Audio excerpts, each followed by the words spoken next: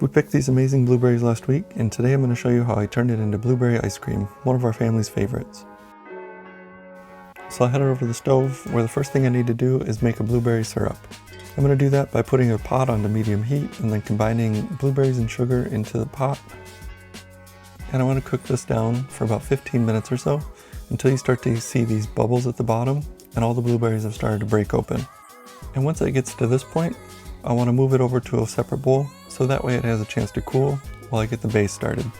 And for this recipe, I'm going to be making a custard base, and so for that I'll use whole milk, heavy cream, sugar, salt, and then eventually I'll also add in some eggs. And then I'm going to actually just add all this back into the same pot that I used, so that way I don't get another pot dirty and I don't have to clean this one out. And all the ingredients and recipe is listed in the description below. First thing I need to do is make sure that the sugar and salt is dissolved into the milk and cream mixture. I'll do that just by putting this on low and then slowly bringing it up to temperature. And while that's coming up to temperature, I'll prep the eggs. And what I need for this is 6 egg yolks. Once I have all the egg yolks separated out, I'll need to temper them. So I'll just add a couple ladles of the milk mixture, whisk that together, and then I can dump it into the cream mixture without ending up with scrambled eggs. Once I have everything combined, I'll just continue to whisk it until I get it up to the right temperature. And here I'm looking for 165 to 170 degrees. Once I hit that temperature, I'll take it off the heat, and then I want to strain this, so that way I can pull out any eggs that may have scrambled. Now that I have this strained, I'll add in the blueberry syrup that we made earlier.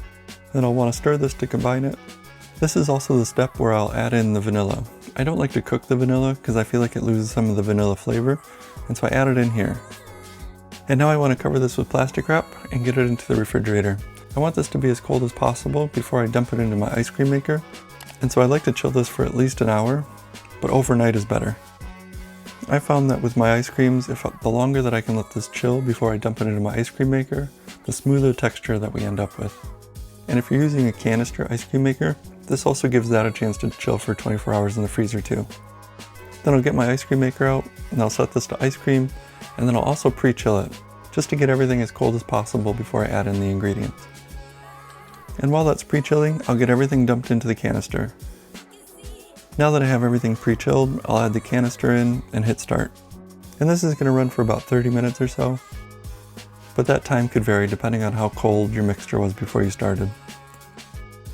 And after about 30 minutes or so, it was done in the machine, and will end up looking like soft serve texture at this point.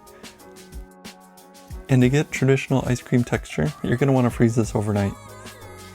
I wanted to finish the video and take my pictures, and so I only let this freeze for about an hour, but you're going to want to let this freeze overnight to get more of a traditional ice cream texture. And this ice cream turned out really good. It's one of our family favorites, so I hope that you give it a try. And if you do, let me know how it turned out in the comments down below. Thanks for watching, and I hope you have a great day.